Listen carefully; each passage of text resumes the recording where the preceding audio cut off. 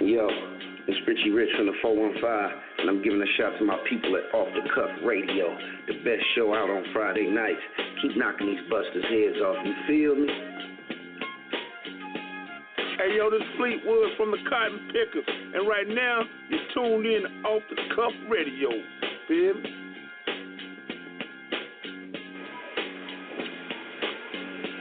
Hey, this is Anais Lauren giving a shout out to Eric King the Ruler, OTG, and the whole guillotine. Hey, it's Coco Filipina from NC Rap Scene and Turn Tuesday. And I'm giving a big shout out to King Eric, Miss Chinchilla, Sandman, off the Cuff Radio. You are now tuned in. Coney.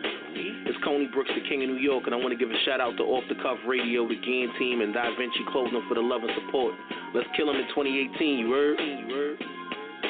Yo, what's good with it? This your boy, Big Prodigy from the South Central Cartel. I'm just kicking back, chilling, listening to my homeboys on Off the Cuff Radio. Turn that shit up.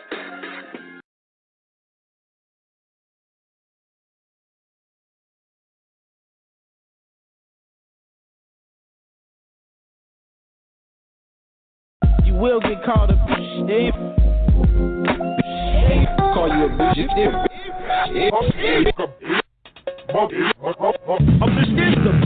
Who you calling the bitch? Who the fuck you calling a bitch? I told you, watch your mouth, boy. Did your mama raise you better? 100 people. Who you calling a bitch? I'm the one you talk about. When you with your girl, boy, keep my name out your mouth. Fucking talking like girls, boy, I see ya. I wouldn't wanna be ya.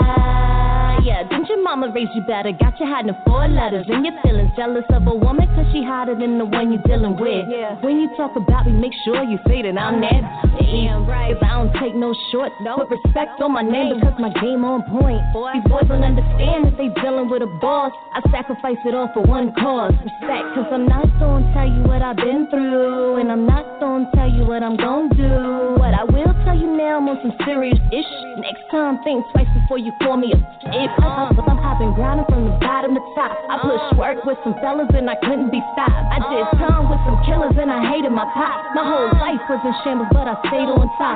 So please don't address me with the nonsense. I'm a different type of queen with no conscience. I got all my women trained and they ready to go.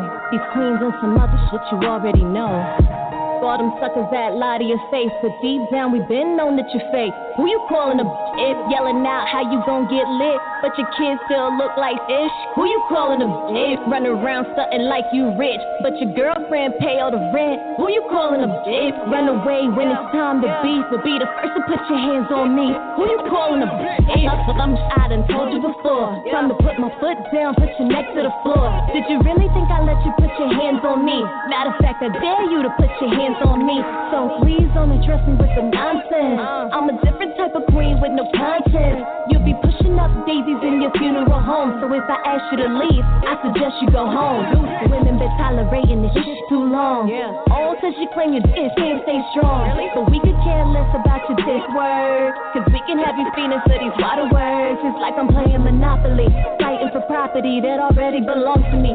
Calling my dignity, all my pride and my sanity. It's the woman inside of me that just needs you to know I can't take it no more. Who you calling all them suckers that lie to your face, but deep down we been known that you fake. Who you calling a bitch? Yelling out how you gon' get lit, but your kids still look like ish. Who you calling a bitch? Run around stunting like you rich, but your girlfriend pay all the rent. Who you calling a bitch? Run away when it's time to beef, but be the first to put your hands on me.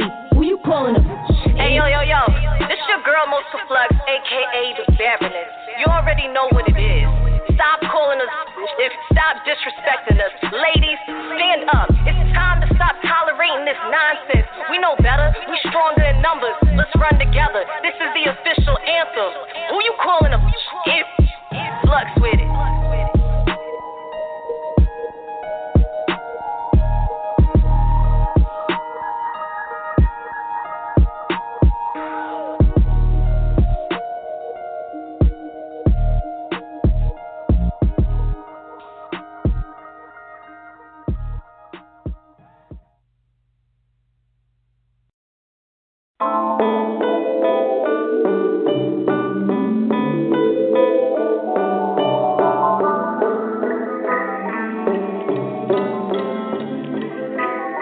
said I was a total loss.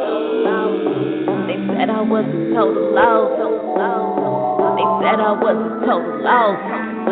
But I ain't believing. They said I was a total loss, $1 million meaning. I was staring at the ceiling when they said that I was dreaming. Said I wouldn't amount to nothing, either be dead or in jail. I was picturing my living room, but living in a cell. Thought I pray to God and ask him, can I be one of the greatest? I was listening to Pac and Big and Kim, one of my favorites. Even though odds were against me, yet I still knew I would make it. Life is one of the realest journeys, and there's no way you can fake it. So I rise, I'm on the rise. I got 'em asking questions, how I go through things in life and still got all these lessons. I don't even know the answer, that's my realest life confession. I'm just moving through the trenches in my own timely progression. Yeah, seems like my life journey is this world's latest obsession. How I keep on moving forward and I never start regressing. How this world just gives me drama, but I never seem to stress it. I kept grinding through the mud and coming out with all these blessings. Got 'em asking questions I don't know the answer to. Got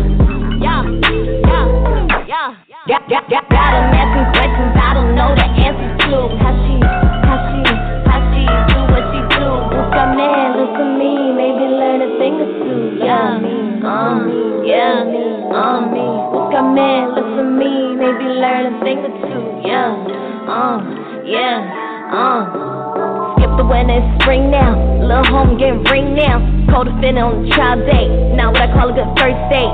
Situation got heated now. Wanted me to go downtown, but I couldn't do it. Said screw it, whole life down the drain now. Somehow made it through that too, but they took my father, my brother too. Deported like some animals. Life seems unbearable. No hay familia, me circulo, but this rap shit gave me sanity. Had no idea how vain it be, but I was blessed with that too. Obviously, see, I know that life sometimes can put you places that you'd rather not be. But I know you're tired of being patient, but there's beauty in your struggle, cause this life is what you make it. Keep on pushing for that moment, cause this world is for the taking. Yeah, seems like my life journey is this world's latest obsession. How I keep on moving forward and I never start regressing. How this world just gives me drama, but I never seem to stress it. I kept grinding through the mud and coming out with all these blessings. Got 'em asking questions I don't know the answer to. Got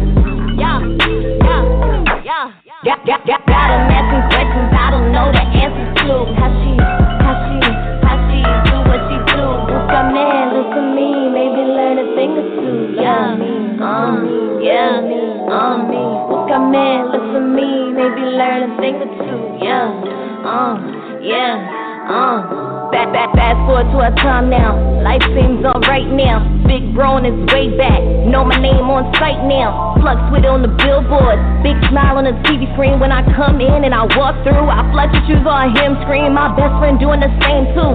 Right hand on my grand tour. Bought my mama a house now. All my homies alright now. Getting right overseas now. Who knew where I'd be now? Life gave me an ugly hand, but I played it out and I stayed down. See, I took note of these blessings.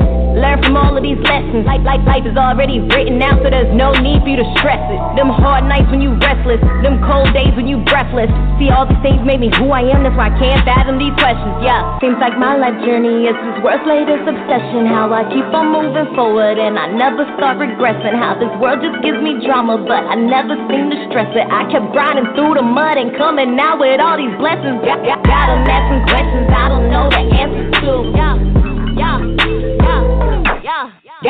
Got 'em asking questions I don't know the answer to. How she do what she do. Busca man, listen to me, maybe learn a thing or two. Busca man, listen to me, maybe learn a thing or two.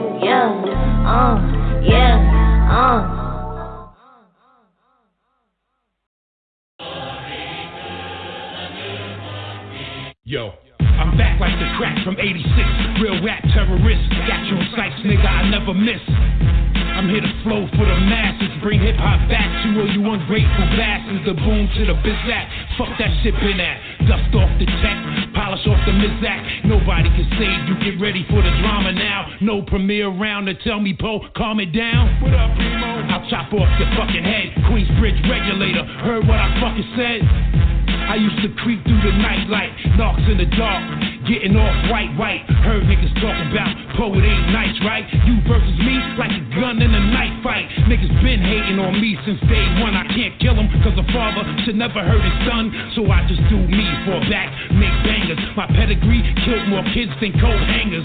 Niggas don't want this problem, it's automatic. One wave of the hand, make them disappear like magic. It's tragic the way I rip, ravage the beat. The state of the game brings out the savage in me. Nigga, it's war. Y'all niggas who all of y'all niggas who hand. I'm going screwball with y'all niggas. It's war with y'all niggas who all of y'all niggas who hand. I'm going screwball with y'all niggas. It's war with y'all niggas who all of y'all niggas who hand. I'm going screwball with y'all niggas. It's war with y'all niggas who all of y'all niggas who hand. I'm going screwball with y'all niggas. I came to conquer on some warrior shit, taking all of this shit, screwball all in the mix. I got Queens, Brooklyn, Bronx, Manhattan, Staten, Long Island, upstate, Wildin', Connecticut, predicates running around. Boston, get it in like that movie The Town. My Baltimore niggas throw it up 12 o'clock.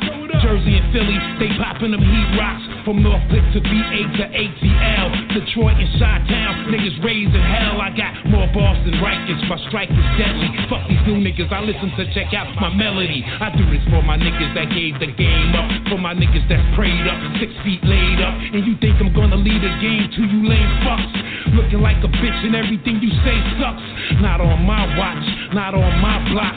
Fuck wrong with you, don't ever try to play me, yo. Fuck what I tell, and if they play me on the radio, still a barbarian, beating beats to death in the dust. That's where y'all motherfuckers getting left. It's war with y'all niggas who all of y'all niggas who hand. I'm going screwball with y'all niggas. It's war with y'all niggas who all of y'all niggas who hand. I'm going screwball with y'all niggas. It's war with y'all niggas who all of y'all niggas who hand. I'm going screwball with y'all niggas. It's war with y'all niggas who all of y'all niggas who hand. I'm going screwball with y'all niggas. From the 6 blocks of death, nigga. New York grimiest, Queensbridge, we here forever. Let's get it.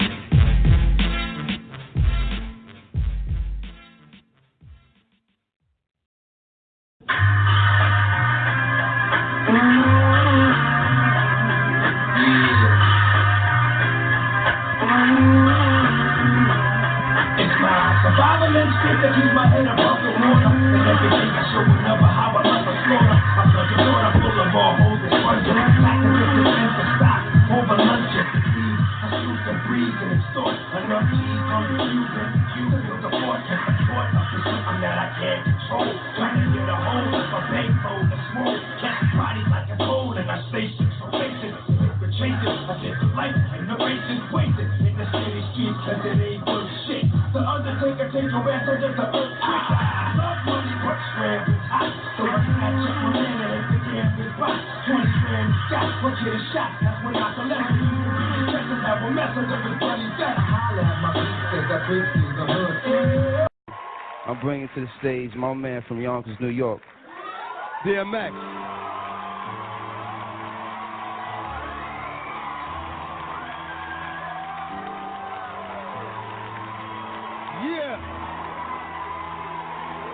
Yeah, that's what's up.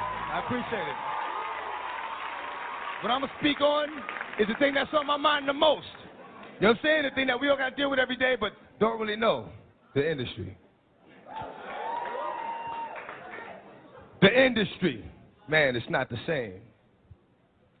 Doesn't have to do with talent. It's about playing the game. The industry. Real niggas is dying to get in. The industry. Just to find they don't fit in. The industry ain't what it used to be.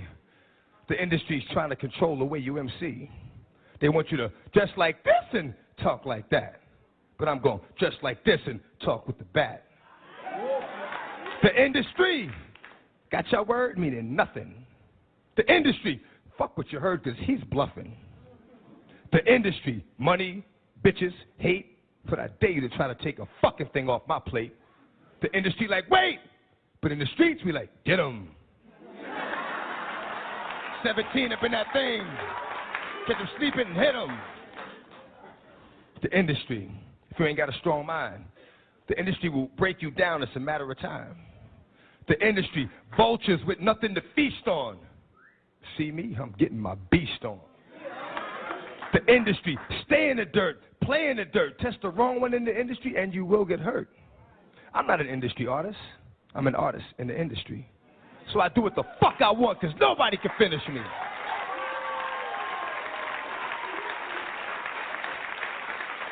The industry. Wanted, dead or alive, new artists to sell their souls in the way they survive. The industry don't give a fuck about you, but the industry couldn't make a dime without you. The industry, I'm sick of this industry shit. The industry playing them like a industry bitch. They try to finish me quick, but I am long, so I stand strong. Fuck a beat. Listen to the words in the damn song.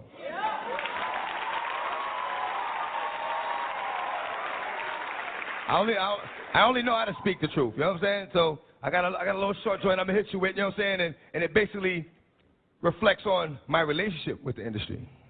This is what it is. Often my words fall on deaf ears. Motherfuckers be listening but don't hear. Talking to a nigga, he be sitting right here. I be like, where you going? Nigga be like, yeah. Thank you.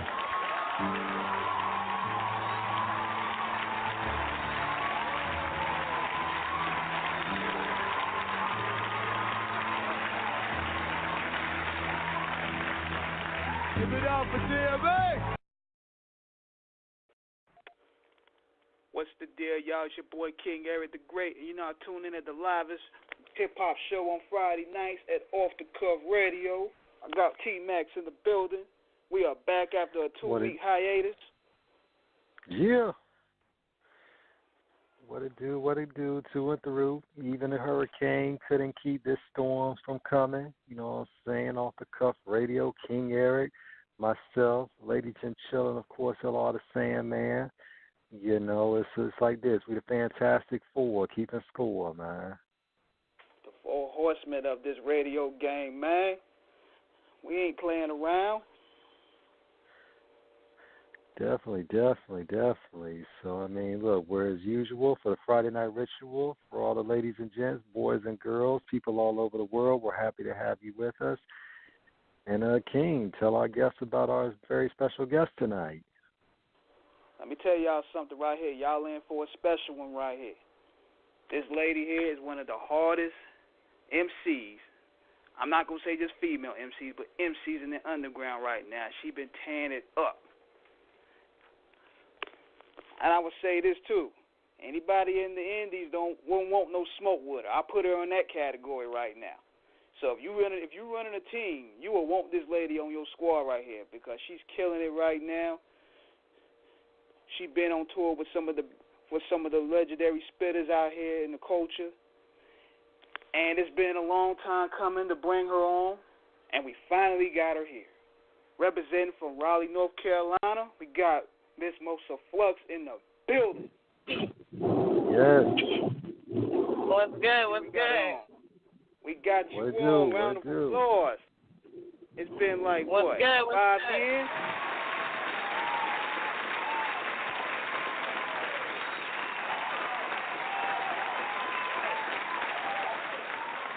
This interview had more pushback than Dr. Dre Peacock's album. We got it happen.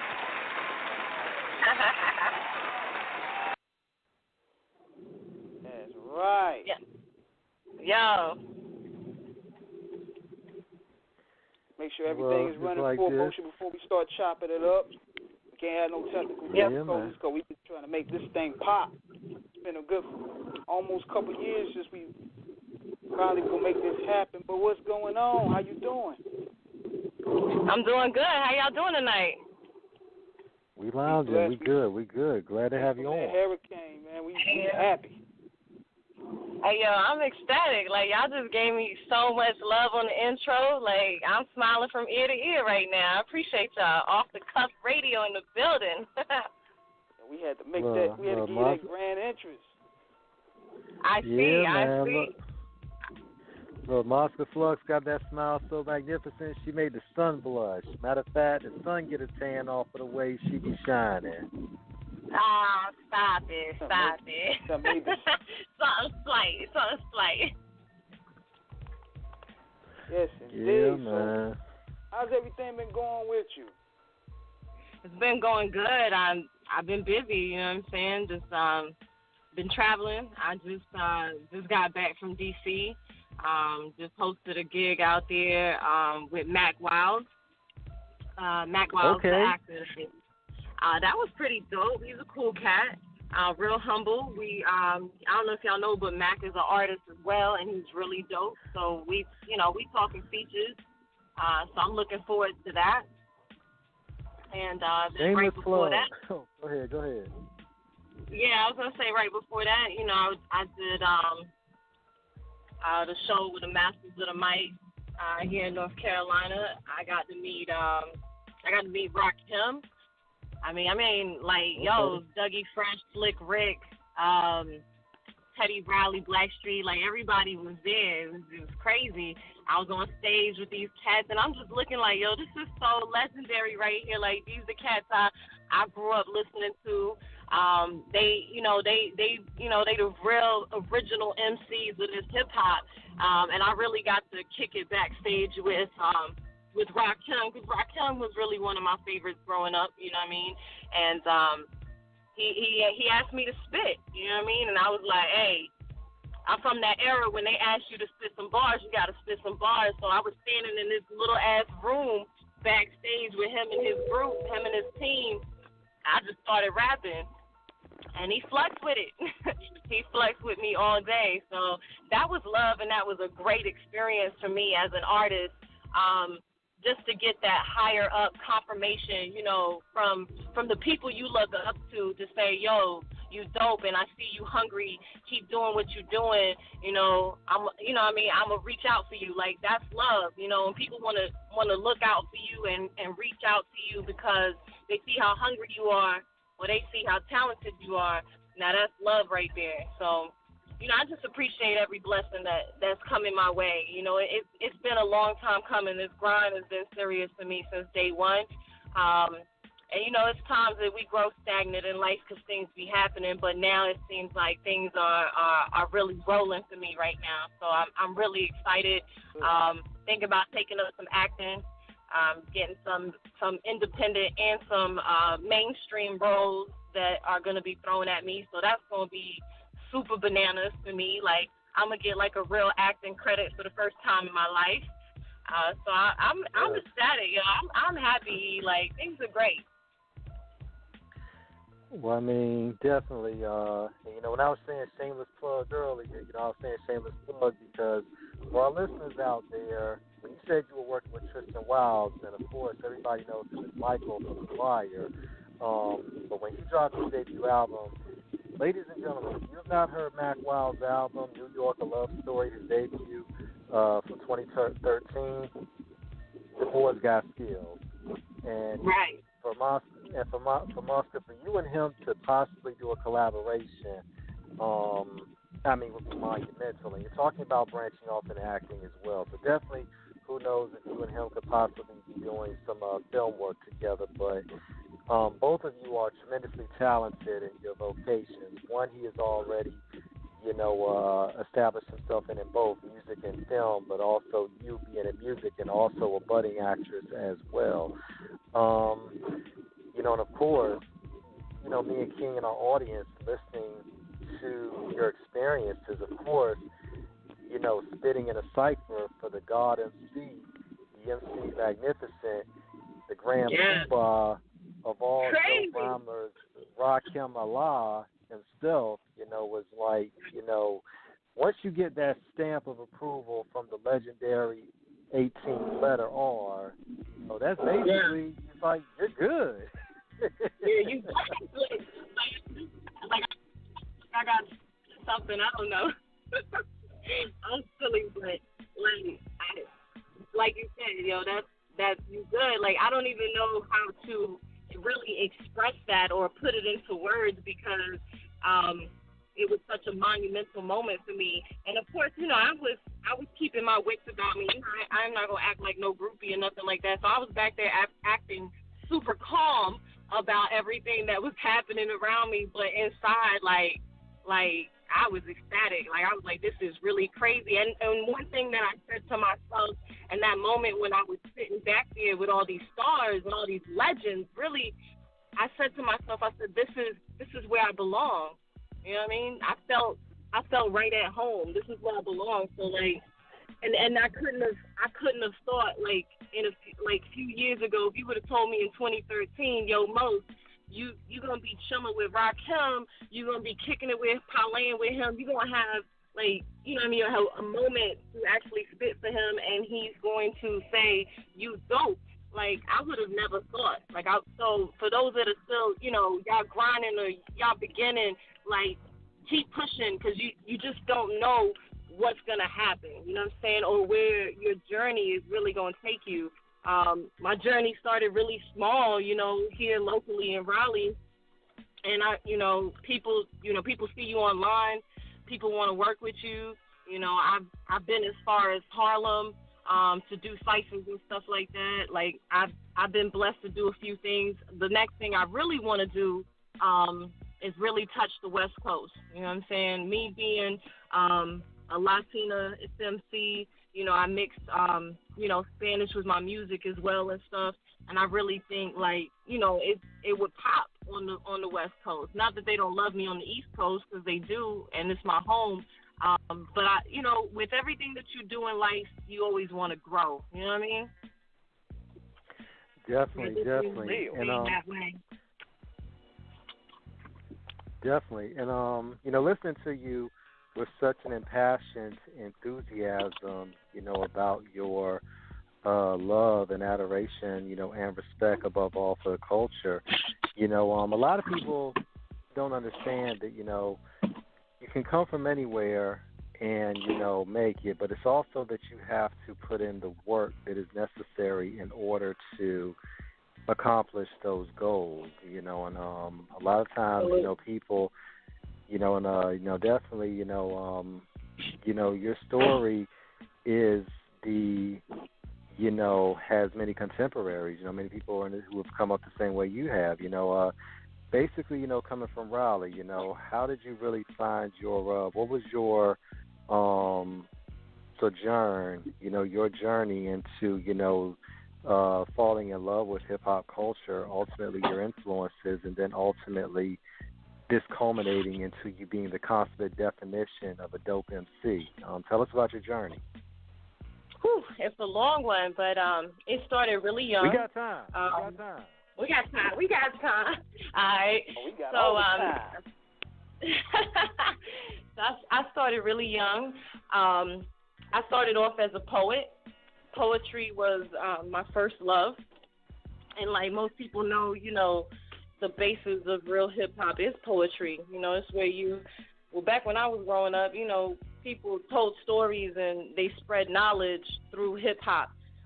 It wasn't, you know, it wasn't just for entertainment like it is today, per se. You know what I'm saying? Like, you listen to certain... We're going to get to that, too. Yeah, like, so, like, you listen to certain MCs for a reason because they taught you something. And me, as you can tell, I'm a very expressive person. So when I was growing up, I mean, I can't say I had a great childhood, so I had a lot to say. So I wrote poetry.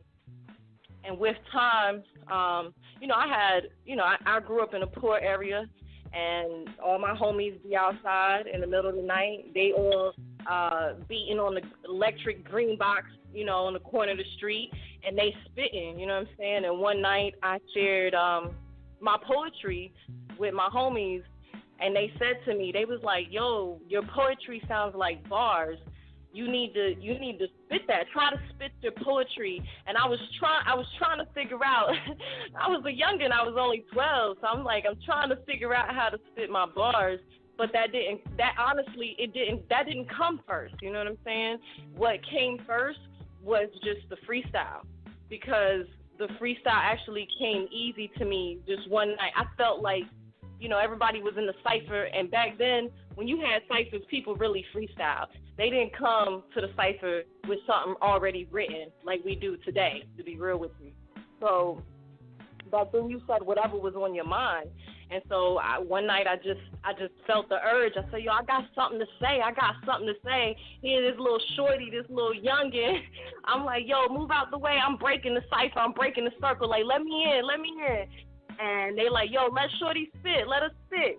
I started spitting, and everybody just went, and they were so supportive. You know what I'm saying? Because I'm sure I was probably whack at the time.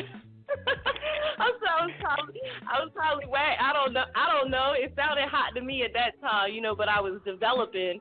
And with everything, there's a start, you know. So that's where I started. I started in that cipher, and I didn't know how to write music. I didn't know how to count my bars.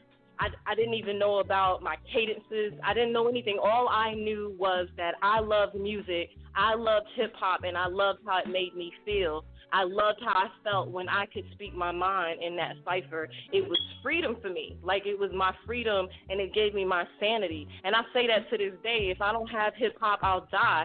Like, hip-hop is my sanity. It gives me that peace of mind when I have nothing else. I'll just be like, yo, I'm just going to go somewhere and rap, and I'll be good. But that's where that started. And eventually, as I grew older, you know, the love for music, if you really got love for music, no matter what's going on in your life, you're going to always revert back to it.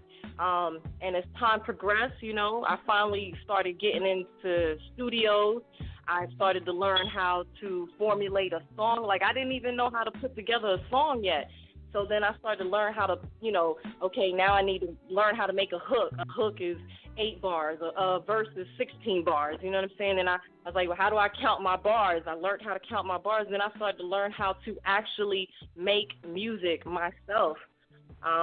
And then once I got that under my belt, and I knew how, and then I learned the business. The next thing was to learn the business. And when I learned the business, then I was like, it's a wrap. It's over. You know, with everything that you do, you got to try to perfect it and be the best at it. That's the only way to do it in my eyes. And every day as I grow, like, I'm not there yet. Like, yeah, they'd be like, most you dope. But for me, I'm still growing daily. Like, I'm still growing daily with my bars. I'm still expanding. I'm still learning. I'm still, you know, trying to develop new styles. You know, like, I don't want to stay in one lane because I'm a versatile type of rapper. So yeah. I'm not like a one lane type of rapper. You could probably put me on any track, and I'm probably gonna breathe some life into it. You know, I'm not gonna sound the same on everything. But that's where it began, and it began right here in Raleigh, North Carolina. And I know most people are like, well, what the hell is in Raleigh, North Carolina? You'd be surprised. It's so much talent here. Yes, in the rough, like, for real, like, on the low, there's so much talent here that's just untapped. It's just ridiculous. That we not being checked for. So we find ourselves having to travel out of town, go to D.C., go to Atlanta, go to New York, go different places, just to be heard. And what I've realized traveling, like, though we have our issues here, like we always talk about in the South, like, we all act like crabs in the bucket in North Carolina, so that's why we don't help each other get up or blah, blah, blah. When I went to New York, you know, everybody there was a rapper. So I'm like, oh, everybody cool, everybody showing love. I like this. And then I asked them, I was like, so how hard is it for y'all to break out? You know, like, it must be easier for y'all to break out mainstream because y'all in the city, right? And they said, nah. I said, but why? And they was like, because everybody here is a rapper. There's like too many of them. So in every area, you know what I'm saying? Like, there's always something that will try to hinder you. But of course, with any dream, of course, it can't be easy. You know what I mean? That's why they say you chasing your dream. Because it ain't never at an arm's length of a reach. It ain't never that easy. So, you know, some people say I'm a move here, I'm a move there. But with everywhere that you go, there is some hindrance. You know what I mean? But for me, personally, I'm the type of person, I beat a lot of odds in my lifetime. Like, I probably shouldn't even be where I am today, to be real with you. But I am. I'm blessed. And I tell people, like, yo, I want to be the one that breaks the odds. You know what I'm saying? I want to beat the odds that they believe like we not gonna get where we need to get to in North Carolina as far as us creating our wave here of MCs. You know, just like they booming in Atlanta and they know Atlanta got talent. I want the world to know that my city got talent too. You know what I'm saying? We are saturated with talent here. It's just crazy. It's so untapped. But yeah, that was that's my childhood hip hop story. And you know what too is what drew me to your music was the fact that you know how to attack a track. But see, a lot of women, a lot of female MCs don't attack tracks. Like when I hear you, I hear reminiscences of like Lady of Rage or Rod Digger or Jean Grey or females like that. I like hearing women that attack the track. Instead, they don't let the beat just, they just coast through the beat. You go in there just straight bullying motherfuckers on there. You know what I'm saying? So that's why I like. I appreciate that because for me, this is I grew up with a lot of boys, and like I said, the boys I was rapping with on the corner, they won't slack on me. You know, they weren't the type of boys that was like, oh, because she a girl, go easy on her. Nah, they was complete opposite. They was always like, because you a girl, you gotta outdo yourself. And the way they raised me was just like, yo, if anybody ever tests your mic, like you better be ready to step up. There are a lot of female MCs or MCs in general. They don't freestyle. They don't spit any bars or anything like that. You know, they'll do a song. They'll do an internet song for you all day, but you get them out in public somewhere and somebody asks them, hey, yo, let you say you spit, let me hear you spit, you know what I mean? They ain't got nothing to say, you know what I'm saying? So I think, I don't know, I mean, not to say that they not gifted or talented, but I think there's just different levels of MCing in this hip-hop shit, you know what I'm saying? And like you said, go ahead. I'm saying, yes, you're absolutely right. Tmax. Well, I'm saying, yeah, and the thing is, definitely from a level, before I go back to the whole New York market, because I know a couple of DJs out of New York, so I was going to break that down, but before I get back to that, what you were saying about breaking through, a lot of times, when we look at a lot of female MCs, there's always been a very, as far as when, going back to the 80s when hip-hop really broke through, of course you had, Salt and Pepper, you had MC Light, you had Queen Latifah, who all are legendary queens in their own right in terms of helping pave the way. Of course, that, later on it would be, of course you had Isis, reinvented herself as, Lin Q, because she was Isis with X-Clan, and then she reinvented herself as Lin Q, and with the track Let It Fall on her, for those who may have not remembered it. And also, that was paving the way for Lil' Kim, of course, Lil' Kim, Foxy, and then, of course, you started singing more deadly, lyrical. Matter of fact, y'all have another legendary MC from North Carolina as well by the name of Entice, Hush Hush Tip. Part of Deadly Venoms back in the day.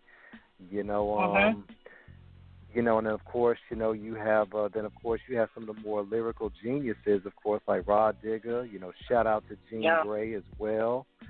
But the game has definitely been, harder for women for obvious reasons in terms of, people always thought as rap being a more macho and male-dominated field, so women had to prove more. And now I see a lot of, some of the other female artists, of course, coming in, of course, like, Nicki Minaj over the years. We've seen Dej Loaf, who I really thought Dej was going to be like that next thing, but it's like, Dej just really hasn't, and I'm not saying she's trash at all. It's just that Dej never really been able to build off that buzz. Of course, we have Cardi doing her thing. Now, from your opinions, before I get into the whole New York market, because we always on the show try to educate our listeners as well. But give us your estimation on why some of the female MCs, the rappers that you know of, really haven't got to that next level. with Dage and like a few others you can think of. You said, say that again, I'm sorry. Oh, about why you think some of the female MCs in recent years, such as Dage Loaf and others, may have not really gotten that push to get to the next level. Oh, I can answer that easily. Sexuality, bruh. Sexuality, it seems like in the mainstream world, that's what they push for our women to do, is sell themselves more and more sexually in order to market them. It's almost as if they feel that if a woman isn't overly sexual, she's not going to sell. And that's just ridiculous to me. That's why I just feel like somebody got to bring the bars back and just the bars. Like, I think that, for me personally, I feel like there's got to be a balance between the two. Like, yeah, you can be sexy, you can be all that, but you don't have to be raunchy or nasty about it, even when you talk in your bars. So, I mean, that's the only thing I see, truly that may have hindered some that were really talented. It's the fact that they may have not been willing to do certain things to expose themselves. I think also a case where you guys also have, I think, Rhapsody, because she's from out here, too. Oh, yes, yep. Of course. I need, y'all smacked me because how could I forget one of the dopest out there? And, of course, Rhapsody is like, man. And it's kind of like she's legendary. Her to even get in that lane, even though she's doing well for herself, but she has a strong base out here. But to connect into that, national demographic, it seems like she's going through tribulations, like many. Right, it's the accolades, like you're saying. She's not getting the accolades that Nicki is getting or that Cardi is getting, and Rhapsody probably been in the game longer. And she's super dope, you know what I'm saying? So she's not that type. But she ain't doing what Nicki doing. She ain't doing what Cardi doing. And no offense to them, I love both of them women. You know what I'm saying? I like both of them girls. But that's the basis of it. Like, if you're not willing to show a little skin, it seems like, it just seems like we can sell. It's kind of whack. Like, that, I want to prove a point. That's where I'm at with it. You know what I mean? Like, I want to beat those odds. I want to be that one chick that she's so hot that it don't matter if she don't show her ass and titties. We want to listen to her anyway. You know what I mean? Now, another question I want to shoot to you is, did you have to, like, self-teach yourself in terms of making your music, like producing and engineering? I had the opportunity to watch, other engineers, and they teach me a few things, because some of these things you're not going to be able to teach yourself, to be real with you. There's some tricks that you just not going to learn on YouTube or anywhere else. But as far as producing, like, I don't produce my own music. I have producers, that make the tracks for me, and then I just lace it. And yeah, I can record myself, but I do personally choose to have someone, record and, mix my music for me. Because for me, that's not my gift. I can do it if I have to, but it ain't gonna be as great as a professional. You know what I mean? And for me as an artist, I already got too much on my plate. My only focus should be just making the music right now. You know what I mean? Right. Yeah, so definitely. I was going to say that if you're going to be engineering, that means like weeks in the studio with bread and water. Like, you ain't even leaving that joint, man, because you got to make sure them tracks is perfect. So you get somebody to play that Dr. Dre role and stay there all day. Look, exactly. As crazy as Kanye, as crazy as Kanye's ass is, Kanye, when he's locked in, Kanye can do it all in terms of, his rapping and producing. I can say one thing about this, Mosca. If you're talking about making a trip to the West Coast, and I can see this cipher. I can visualize it in my head right now. I'm just seeing the madness come. There are two females out there that I think you would just burn the house down with. One is named Il Camille. She is fire. And another, of course, is Snow the Product. I'm sure you've heard of Snow. Oh, yeah. Oh, I fucked with Snow. heavy. Yes. I could see you, Snow, and Ill Camille getting on the track and like just tearing it down. Definitely with the game. I think for a lot of women out here, and this is coming from a 100%, hetero man. My thing is, I love sexy, I love skimpy outfits, but women don't have to wear that all the time. I want to see, my thing is the sexuality should not be the driving force behind respect given towards a woman, a rapper, a female rapper, a femcee who actually is talented enough. And, I think a lot of times, too, some men might get intimidated by that because they realize the mediocre music that they've been putting out. You have a woman who's a maven at MCing, who's masterful and monumental in her, in her rhymes, and it's like it puts the pressure on them, to really have to, come correct, with the rhyme rec, you know what I mean? And not to mention heavily culturally advanced and knowing how the game operates. So I think that intimidates a lot of guys as well. Yeah. It does. And it's crazy you mentioned that because, in all honesty, like, for me, I feel like I get more hate from men than I do women in this game. It's crazy. I've experienced more hate from men than I have women. Because this is a man's sport. You know what I'm saying? This has been deemed a man's sport, and we as women, we don't see it that way as women. You know what I mean? But they have deemed it a man's sport. So that's where all these other things come in as well with the sexuality and stuff. So back to what you were saying, when you said a woman doesn't have to wear that all the time, you're right. I agree with that. For me, I want to find that balance, like be sexy and be rugged at the same time. Be rugged with your bars. But see, back in the don't be raunchy. Be classy. Be classy. Yeah. You know what I mean? Look, back in the day when I was a youngin', a long, long time ago, for the Menace to Society soundtrack, I remember seeing a girl by the name of Smooth, and she did a song. We saw the video. We were all vacationing in Florida, so we all at the chilling in the hotel room. We just watching TV. Me and a couple of homies, we just watching the TV. So we see this video come on called "You've Been Played." Oh, we see Smooth dancing around in a bathing suit. And a dancer girls with the jeans sagging, and we're all hypnotized, looking at the TV like they just hit the balance. It was sexy, but it wasn't raunchy. It was street but sensual, and that's I look back at that '90s and early 2000s, and it's women, had that, you could rock the baggy jeans, you could wear the cutoff shirts, but it wasn't. Whorish. It was you want to do whorish things with them, but it's it was the sexiness stood on its own merit. It wasn't manufactured. It wasn't forced. It was natural. It was authentic. It was real. Yep. And absolutely.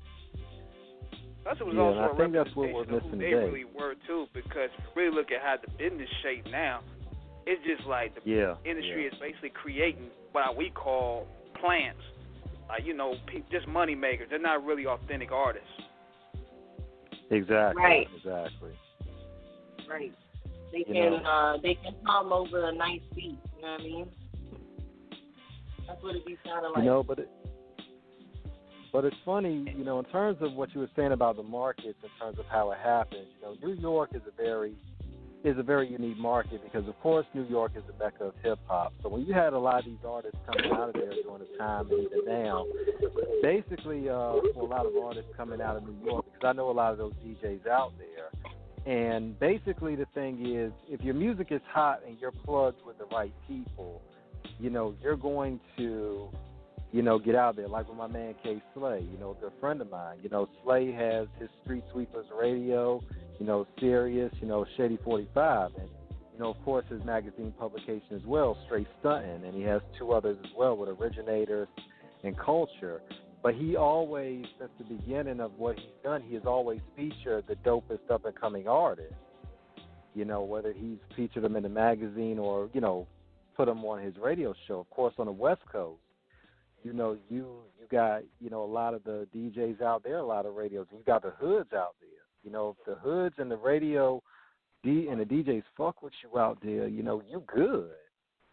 All you have to do is just have the music for the masses that really is able to really get you out there.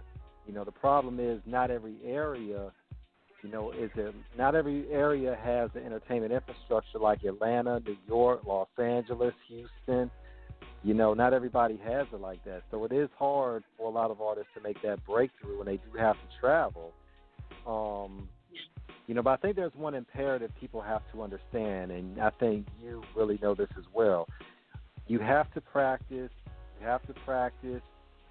You have to practice. You got to practice some more, and you got to practice, and you got to hone the craft. And you really have to test your music in other markets to see exactly where it is, because, you can be hot, but if you're only hot around your block, you don't know how you're going to make the rest of the world rock. You got to feed the masses. Yeah, yeah. And I think some artists, they get stuck in their own bubble. Yeah. You're right. And I think some artists too. Get in that arrogance of thinking, well, they're the hottest in their hood. But I'm like, if nobody in their area, hood, yes. Yeah. Nah, we supposed to want more, bruh. Nah, we supposed to want way more than that. They don't stop there. Like Atlanta. That's just the beginning, You put them out there in places like Atlanta, New York, in the big market. They're like the small fish in the big pond. They get swallowed quick. Right. Yeah. Right. I mean, hey, you know how it goes.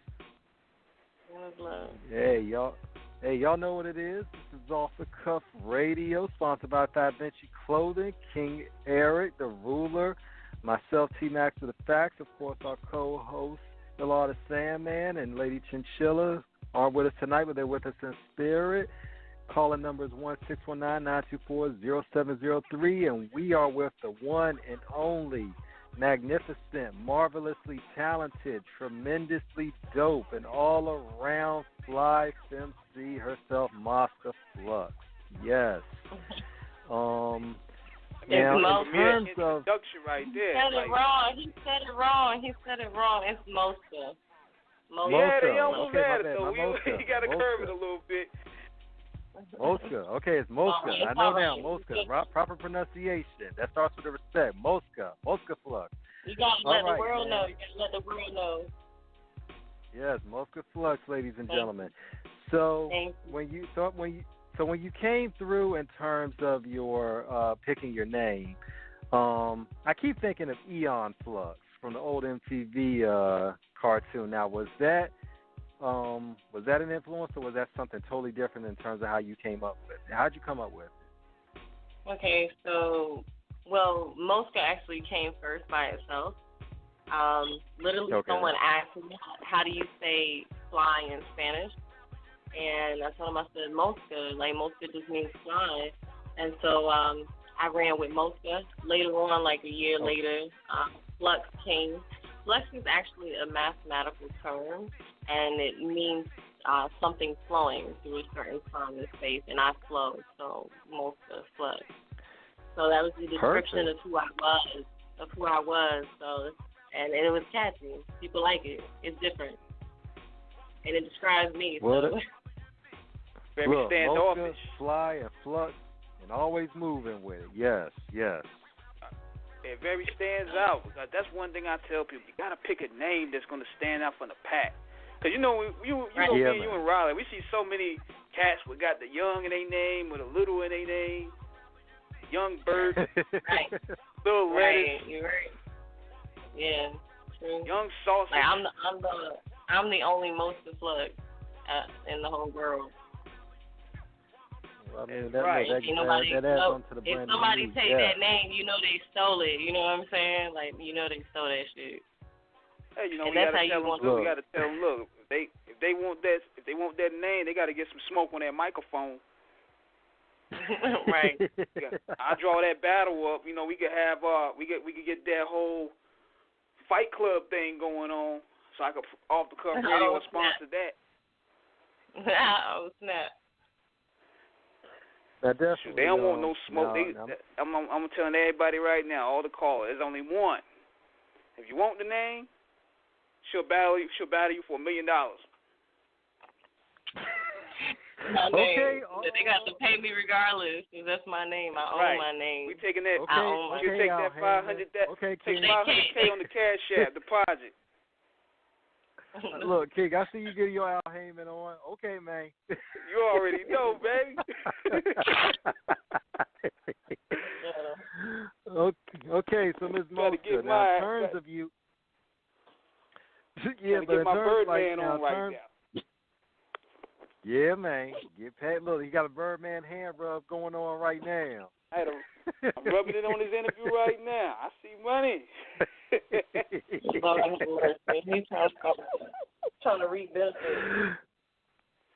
Yeah, man. So Ms. Mosca, so in terms of what you've seen, and now inevitably where there have, where we've seen a lot of, rappers, especially femcees, we've also seen some situations where there were some,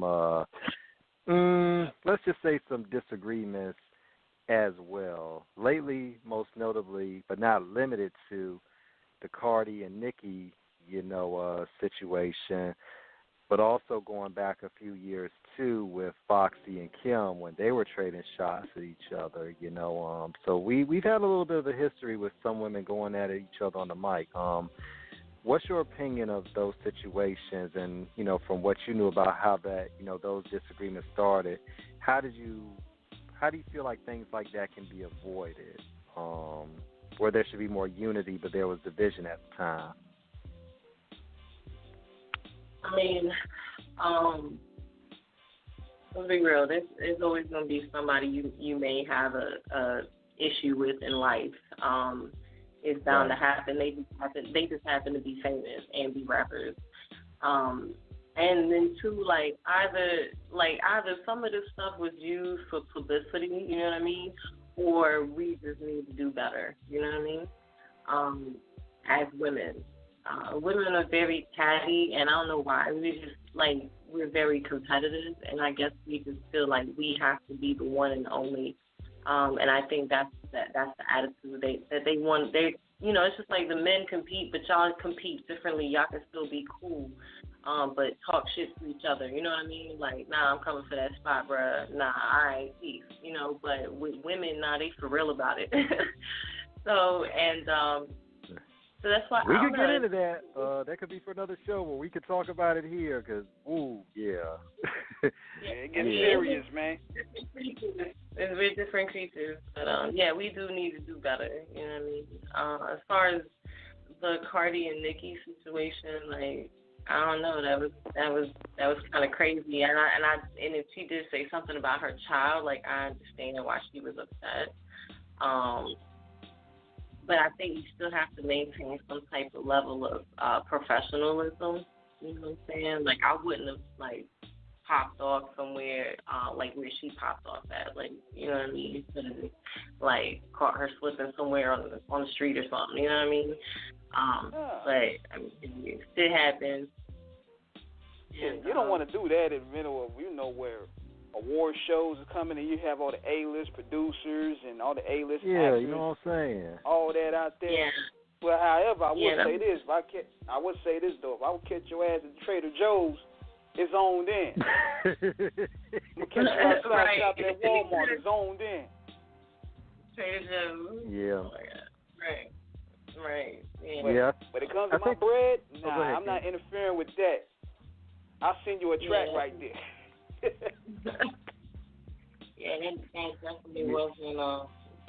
definitely wasn't a good look for her. You know what I mean? Yeah, you gotta. Especially when you're in that level of stardom where image is everything now. You have social media watching your every move. Yeah, man. They wait for you to look bad. So you gotta be careful on ways of how you move. And how does social media play a role in building your career up? Because apparently that's the new wave now.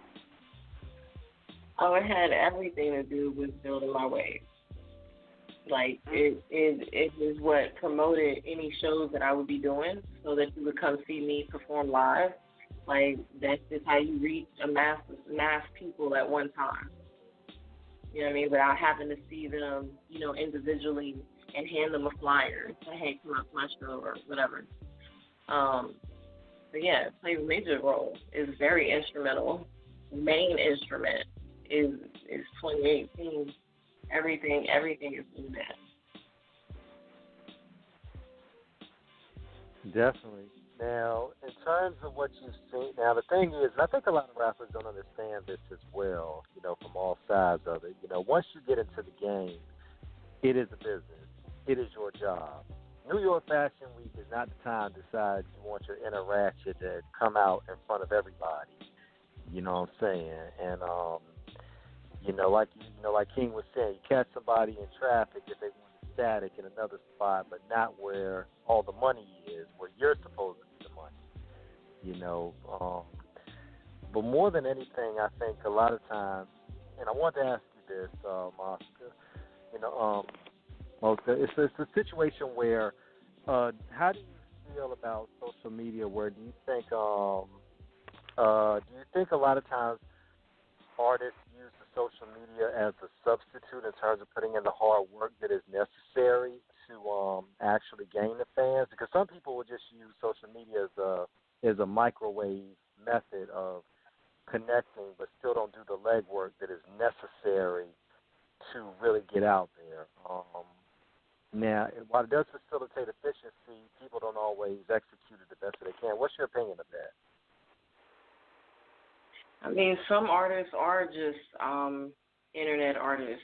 They don't want to go out and do local shows and stuff like that. They don't feel like that's going to get them a deal any faster. So they feel that the internet and marketing and streaming their stuff on whatever different campaigns they do and stuff like that to push their music, they feel like that's going to make them, I guess, pop. You know what I'm saying?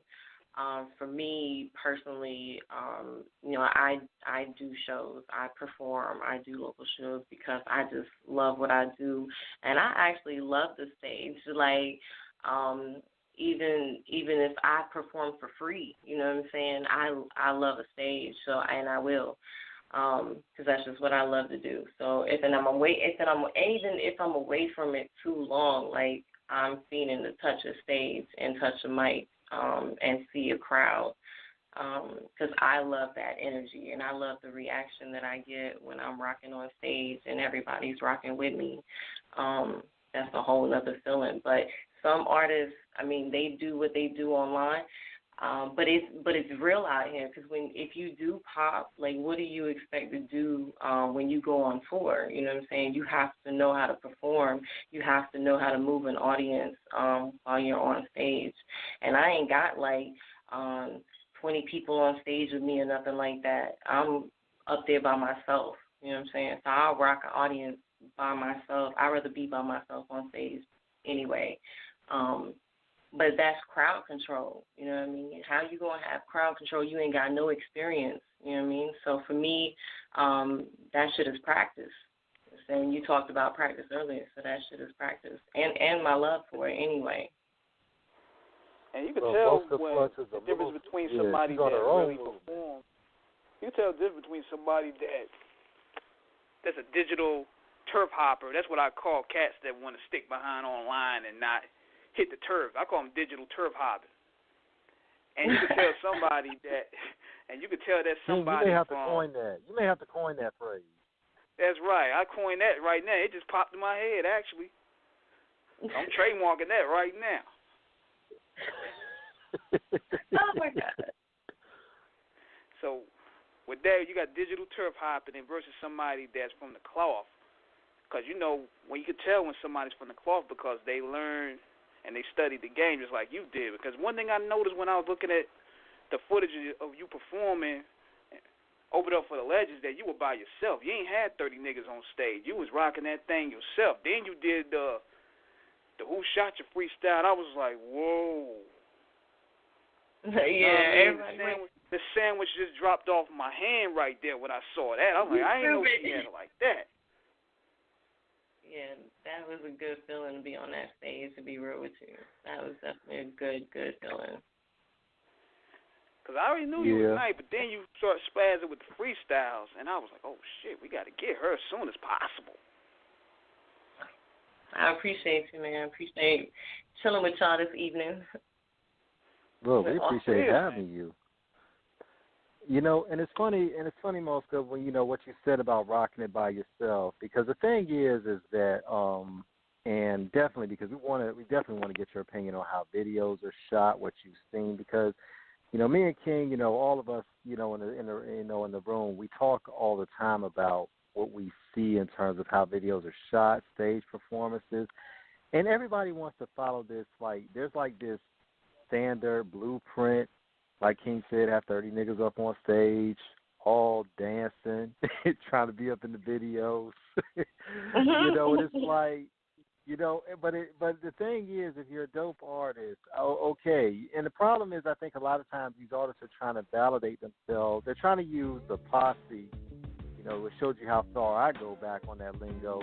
But they try to use the posse as validation for, yo, I'm this thorough. But I'm like, son, if you that thorough, you don't need like 30 niggas, you know, behind you. It's like I'm like, it's like, you know, like back in the day, it was really cool. I mean, look, Ghostface was talking about it, you know, on the track. He said, got jerked at the Source Awards. Next year, got 200 niggas coming with swords. I'm like, now that would have been something to see, you know. But it's like, but in all seriousness, it's like, I believe an artist really should be able to stand on their own merits of performing because they should radiate that energy, and I don't think they need an entourage to really exhibit that energy. I think, and the same thing with videos too. You know, what's your opinion of some of these videos you've seen out where everybody's following the same trend? You know, drinking lean, puffing loud, and got a whole bunch of like dudes up in the video really not doing nothing except just doing nothing. Doing nothing. Exactly. That's exactly what they doing in the whole video, doing nothing. My opinion on that is that, I mean, I guess it depends on the type of music they're doing. I guess that type of music made that type of environment be suitable for that type of music. You know what I mean? Me personally, like, my videos actually have, like, a storyline or a plot altogether. Something that's happened, like it's a whole, you know, it's like it's just a short story basically. You're not gonna have everybody doing nothing, but to each his own. You know what I'm saying? That's not what I would do. You know what I mean? Yeah, I think a lot of times, I think also the case a lot of dudes have that type of those entourage with, because they scared to death. Because, you know, they pop all that stuff on record. And, you know, they ain't really living that. You know, they from Mayberry or, you know, Malibu or whatever, and they popping all that high stuff. So they walk around with more police and posse than the president, because they know if they get caught, they're going to get shanked. or get a nice wedgie or something. Or, you know, they get caught slipping. Well, it's like this. I think when you do posse videos, I think if it's really representative of your hood, like I'll give an example, like with Big Y, the Be Not For Sale, you know, that has some of the major, you know, and it's really a love letter of unity amongst all the Bloods in LA, but also showing that you really got to be down. And all the dudes in that video are legitimate bangers, you know, from different sets. You know, to me, that's a video that when you got the crew in it, that is a real representation of where you're from because it shows the authenticity. And I know this is an obscure reference, but then you have videos like this was years ago, this dude named Jay Harris, who had a football scholarship to go to Michigan State. And then for some reason, he decides he wants to try to have a rap career.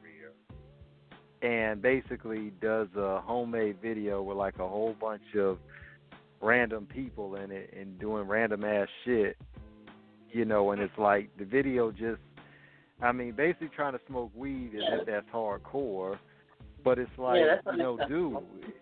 Yeah, it's like I'm like you're trying to get a whole bunch of Yeah, he went by the name J. Dat Bull. Take your ass from the booth and go to college. What's wrong with you? Yeah, I'll be a rap. And I guess that's also a unintentional. Well, I guess that's also an unintentional segue too, Mosca, because I wanted to ask you. So many artists we see now, it's not necessarily about the love; it's about the lifestyle that they're in love with.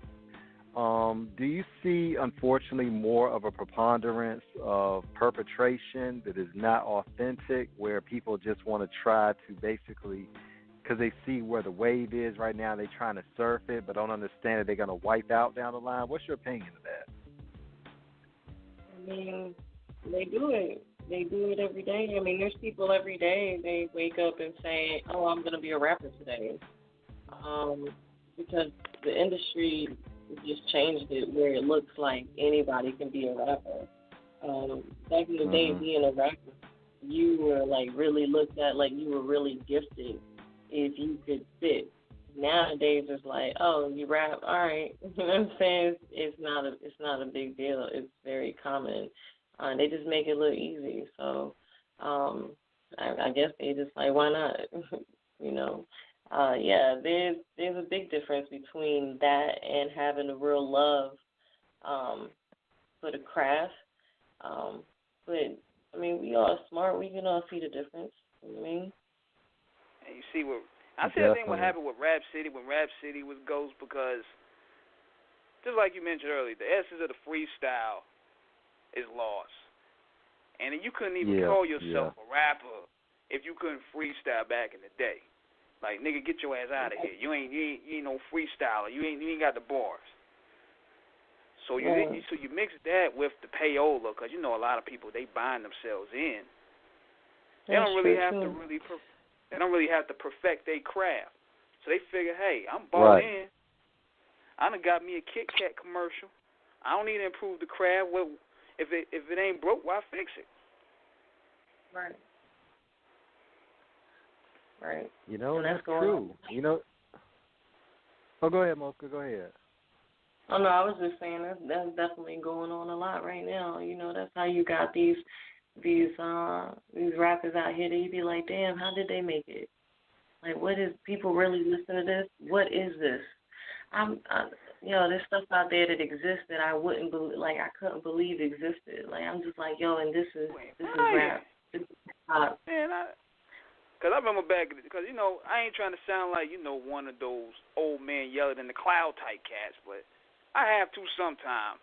Even though I got a little gray on the, you may have a little gray on the chin, I got to show my age a little bit. But I'm like, these little niggas saying some stuff, man, you could probably get beat up for it back in the day. Like, you come in the cypher spitting some of this stuff out here, you be probably thrown in the dumpster somewhere. Right. Right. Or they'll just throw you in the toilet or something. Give you a swirly. But this stuff is getting accepted, and I was like, this is bugging. That's why we salute you for what you do, because you bring actual concepts to your videos, like you mentioned, because every time I look at video of yours, it's like mini movies. Just like the joint you dropped, Killing Them. That was crazy. Yeah, that was appreciate it. Thank you. That video was crazy. Then you had my homegirl, because she was on there not too long ago. So Free, she was up there. They played in the video. Now you two have any work coming out in the near future? Probably not. It was kind of just a one-off thing? Yeah. Okay. Now, in terms of you developing your craft, because when we listen to the Rakims, we listen to the Ras Casses, we listen to the Fabulous, the Red Cafes, the Rick Rosses, the Q-Tips, the OCs, the Commons, the Ice Cubes. There is a time that it takes to really, really, really get your lyrics together. How long did it take you to really hone your craft in terms of really knowing, like, okay, like, I'm ready, like, I can do this? How long did it take you to really, like, you know, get it together? I think that I'm forever growing, though. You know what I'm saying? I can't say, like, I got it together now because, you know, I'm not where I want to be.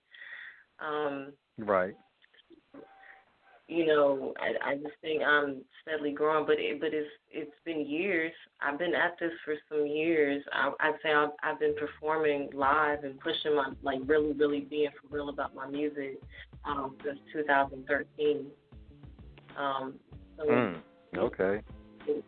So, you know, with everything, it takes time, and if you really believe in it, you know, you're going to keep pushing. You know, this where I am even now, like, it didn't happen overnight. You know what I'm saying? It took time and work that was put in. And I think people really have to understand that, too. Hold on, we have a 909 caller right here. Let's see who we got calling in. Okay, 909. 909, come on, brother. What's going on? Darnell? What's going on? Just glad to have the show back. Black Power, what's going on, man? Shoot the breeze. What's up, man? The one and only. How you doing? Yeah, I'm just calling to see how y'all doing down there in North Carolina. I hope we good, man. What about yourself? I'm doing all right. Just California lifestyle. Is it all right if I talk to Miss Flux? Yes. Hey, how you doing? All is well. How you doing today, Miss Flux? I got some questions. I need some answers. I'm doing good. How are you? Doing well. I got my health. I'm alive. That's good enough for me. What more can you ask for? Right. Anyway, who are some of your, not to be tacky or anything, but who are some of your influences? What inspired you to get into the game? One of my very first influences, I would say, was Salt and Pepper. Those women were, they were strong about their lyrics and they didn't hold back on what they were talking about. And I love that. And I was listening to that, you know, as a little girl. So there my love began with hip hop. So when you know when you're a kid, you keep reciting all the words and your favorite songs and stuff like that.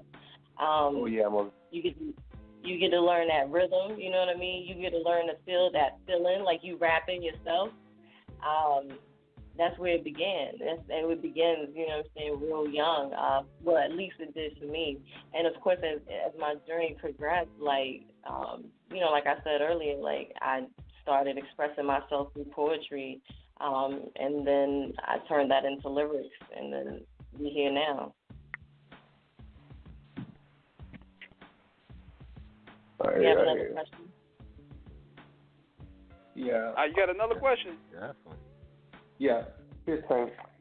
I know, just like a lot of you, I'm really getting so fed up with all these culture vultures and mumble rappers disrespecting our culture. What can we do to get these motherfuckers out here so we can restore our culture and take it back? Dang, Black Power, you trying to go into the juggler, huh? He's shaking up the heel. I mean, I just say get more real MCs in the game. You know what I'm saying? Get more people that's doing more hip hop. I'm not saying everybody got to do boom bap because I don't do boom bap per se. You know what I mean? But I think there's a middle ground. And like we discussed earlier, like you got to feed the masses. You still got to reach a majority of people. And hip hop has evolved into something different, whether we like it or not. And we have to adapt. But I think there's a medium where you can do something that's mainstream but still have real bars. You know what I'm saying? I think there's that balance. We need people doing that. Mm-hmm. That's the only way to weed out the bullshit. You know what I'm saying? That's the only way to weed out the bullshit is put more real MCs in the game. Plus, and I ain't gonna toot my own horn, but we also need more platforms like us to provide the underground that platform that we need, people, because we had the whole payola deal going to give hungry artists like yourself that platform to express themselves and get their music out.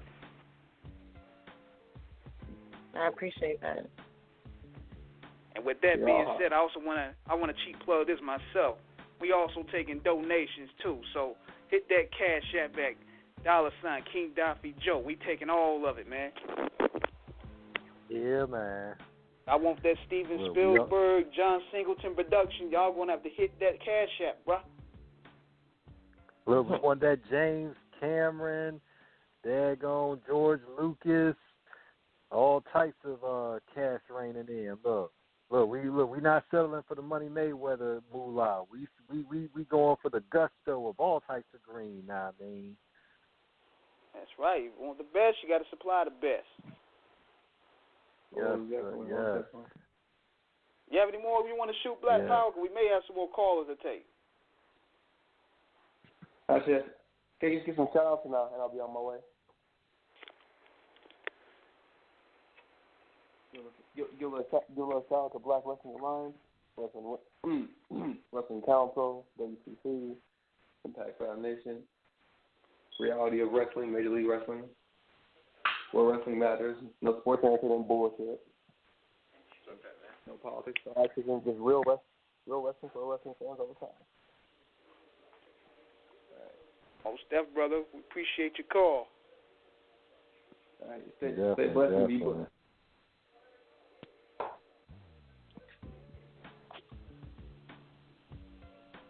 Yeah, man.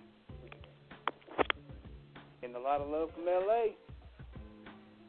Yeah, man. Look, we off the cuff, we always keep it worldwide, foreign and domestic. We always, we appreciate our listeners all over. So, it's definitely, but definitely we always try to get the best, like King said, in terms of, highlighting the most elite of the underground as well as mainstream. Now, most in terms of what would your ideal, like if you could have any producer and any two rappers to rap alongside with you, alive or dead, who would they be? Oh, wow. One, I'll probably say Lauryn Hill. And then two, I say Drake. That's okay. Look, Drake doing his thing. Yeah, I fuck with Drake. I need him on the hook, bro. I need him on the hook. We say this though. Now, I'm gonna say this though. We ain't gonna. If we could pull some strings to get Lauryn Hill, I'm gonna let her know off the gate. Look, we got Miss Flux in the building right here. You're not gonna be coming late. You ain't gonna come up with nothing written from 1999. We serious about how we move, and we moving this conglomerate to new millenniums. So you gonna have to come do correct, or Miss Flux might watch you on that microphone. So you might as well get in the booth and practice yourself. These young spitters is out here, they'll run circles around you, so you better step it up. But that Drake hook, shoot, we need that that champagne hookup from him as well. If you can get that champagne hook, poppy. Yeah. Well, and definitely, give me some OVO sweats. Now, Drake's got a lot of grief over the years. Personally, I grew to be a fan of his because Drake, and I've always told King this, Drake is like that kid who you consider a geek in class until you actually see that he's been studying all the greats of MCing, and then when he decides he wants to go ahead and burn you with a rhyme, he does it. Pretty much, how do you feel about some of the hate Drake gets in terms of how people perceive him as not necessarily being real hip-hop? But, obviously the successes he's had has shown that he's got an audience somewhere. where do you think the definition of real hip hop and just being creative in your own expression kind of come in? What's your take on that? Good music is good music, period. Like, Drake is definitely in his own lane. Right. And maybe not what some would consider true hip-hop, but you can't deny the man is talented. He makes amazing music. Like, he makes great music. His bars are still tight. Like, he ain't saying no bullshit, you know what I'm saying? Like, his bars are still tight. But he's very creative. So maybe he gets the hate because he feels free enough to be that creative without thinking about how anybody's going to judge him, you know. So I'm sure he gets hate. I mean, he's killing the game right now, and that would come easy. And he's doing something that ain't nobody else doing. So he in his own lane. So imagine, like, you're just a surplus. Now, I also wanted to ask you about this, too, and this is no shade towards Mr. Graham, because, like I said, so this is also, too, this, I guess it's just a general question, because, of course, you know, he was accused, just like Kanye, just like a lot of artists, of having ghostwriters in terms of, you know, writing hits. What is your opinion in terms of, because we know this goes on in the industry, too, where you have your writing circle, you know, where everybody gets together and, you know, you're writing a majority of it, but you get ideas from everybody else and then having somebody just out and out write a rhyme for you. How do you view that as somebody who writes her own material? How do you view it? Do you think that artists should pretty much be writing their own music, or is it okay to have a cipher that pretty much everyone bounces ideas off each other? I mean, right now, like, well, I write all my stuff, right? But in the industry, you know, when you get to that level and you have to mass produce, like, let's be real, you're not going to be able to mass produce a hit back to back to back to back. You're going to have some dubs. Like, anybody will tell you that you're not going to be that lucky that every track you make is going to be an absolute hit. So, yeah, Of course, I'm sure they have their writing circle. Now, there's a big difference having a writing circle and, of course, you writing your bars, but somebody give you an idea for a metaphor or something. You should talk about this or you should talk about that, or an idea for a hook. Like, that's something basic, but if somebody outright just write all your bars, you know what I'm saying, then you just a made-up artist. You're not real at all. You know what I mean? There we draw the line. There we draw the line. You know what I'm saying? That's a big difference. Right. And speaking while we're on this great topic, too, I was hoping you was going to do this, too. I was hoping you was going to probably do the Drake challenge that happened in the In My Feelings challenge. We was waiting for that, too, from you. Oh, yeah? Why was you waiting for me from that? Because I did it. You did it? He said, because I did it, damn it. I don't know. I did it for the culture. I thought about doing it with my daughter, to be honest with you. But we just never got around. We never got around to doing it. So I just was like, forget it. If we did it now, it'd be too late. We look lame, so just forget it. You know. Yeah, because you know how the culture move. We move real quick. Because you like, damn, it's damn near going on fall in the winter, and she coming out with the Influence Challenge that happened early in the summer. So, right. We're kind of exactly. crazy. All late, right? But mine's legendary, though. You can catch mine on the Instagram. So that's all y'all getting. Should you get an extra bag of money that day when I discovered it? You do it too. Oh.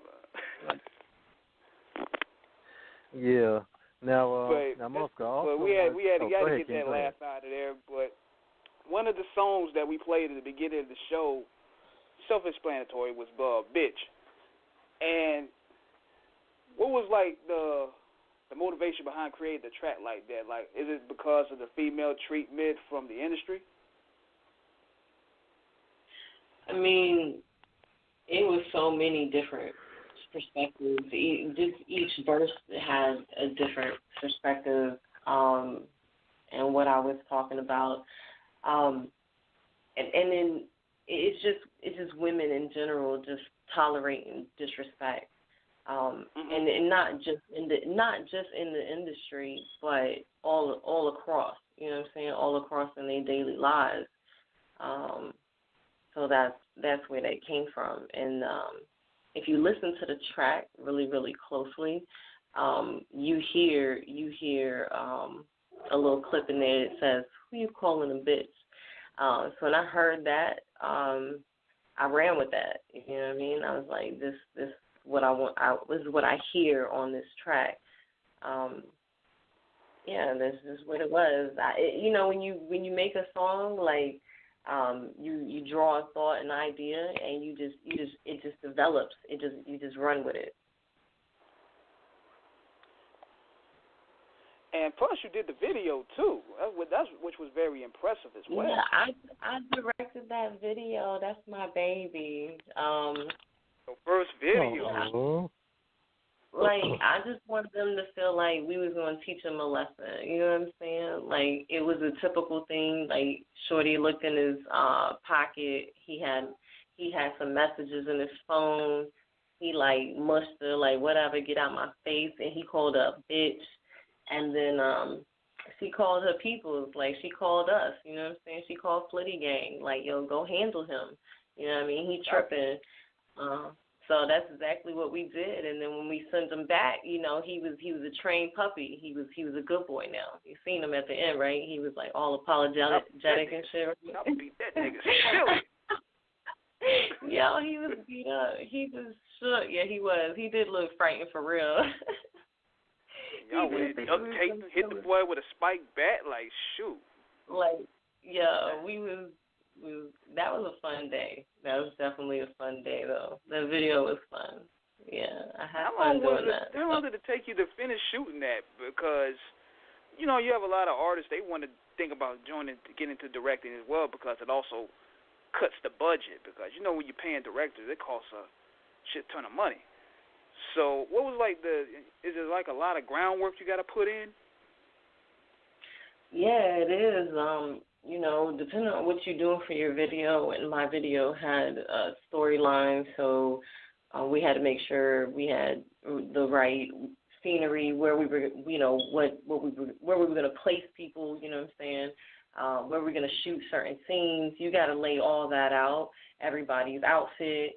That day the day of is crazy. That day, I think we filmed from, I want to say we probably, we started maybe at 3 p.m. and we probably didn't finish until 11:30 that night. Oh. Like we worked all day. Like, it was over 6 hours. I know that. I know it was over 6 hours. Just with everything and the editing is where most of the work really comes. You got to get the editing done. Yeah, man. That came after. But I had someone to do that for me, which was Dan Lewin. He shot that film for me. He did an amazing job. So he also did the Watch Me Kill Him. So he's Lewin Films. We're trying to get that rap Emmy, B. Yeah, man, and it's real, because a lot of artists don't understand in terms of your visuals. Once again, when you're rapping, or if you're independent, especially if you're an independent rapper, hell, if you're just rapping in general, it's an interview. What your product is a tangible visualization that you're bringing to the masses. So I tell anybody, when you're shooting a video, you have to have, it's got to be as professional as can be in terms of your, like you said, you always have a storyline when you shoot your videos. It's not just random ass shit. And then also, if you can, if you know someone who can, have, who has great camera equipment, that 1080, all of that, you get that. But you want something that is really going to be a representation of you in terms of what you have. And I don't think some artists really understand that, taking it seriously in terms of the editing process and all of that. And especially for you, Mosca, to see that you directed your own video, how gratifying was that to be like, damn, I'm getting my Scorsese on doing this shit. How did that feel? That was a really good feeling. And they have, behind-the-scenes pictures of me directing. Because, I'm in full gear for the video because I'm in the video, obviously. So I'm in full gear. And then you see, you see me directing behind the scenes and all the different scenes and telling everybody, no, you need to be here, you need to do this, we're going to do it like that, let's do it over. It was fun. It was definitely a great experience because it was like I could bring to life what I saw in my head the way I wanted it to, So, and it was solely in my hands. So if I messed it up, it was on me. You know what I mean? And then that's okay. Right. If somebody else did it, you're going to be mad at them. But if I messed it up, then I did it. It's all right. But it came out good. It came out great. So, yes, I was very, very proud. Very proud. So what the results been now, for? How the street perception been for it? They loved it. I mean, especially the women. The women definitely loved it. Because it's like a women's anthem. Who you calling a bitch? So I think I got a really good response. I got a lot of love for it. I mean, even the men loved it too. I can't just say the women. The men loved it too. Sweet. We need to get Queen Latifah sees it. She's gonna be looking at that like, my message lived on after all. So you carrying on it is a tribute. It is a tribute to that song. As you listen to the intro, she's at the end of the intro. You know what I mean? Who you calling a bitch? You gotta let them know. You hear that in the intro. And I actually made that intro. So the intro where all the guys are, I made that intro. So all the guys are saying, all the rappers in the industry that's ever said, bitch or whatever, all them lined up, and at the end you hear Queen Latifah in the DJ scratch. And I made you gotta have a mind for music for that. That shows you how culturally aware you are within your craft, because you took it even back to when the cats in the 80s was using it. I was like, damn, she did some crate digging. Mhm. Hey, you heard. Student of the culture. But because you know like Project Pat, Ice Cube, back then they really said it like that. It was very blatant. I mean, they still do now. They still calling women all types of bitches in their music on a daily, and it's very passive, it's acceptable, and it shouldn't be acceptable. It's not cool. Right. Now, there's also something too that I wanted to ask you as well. We know about the recent tragic passing of Mac Miller, with his with his drug addictions and everything. Do you think what is your feelings on how, substance abuse in hip-hop has become so prevalent in terms of almost to the point of celebrating? Back in the day, weed was like the only thing, heads were doing. But now it's like coke, molly, lean, everything, what's your opinion of where the drug culture has kind of infiltrated and permeated the, hip-hop music?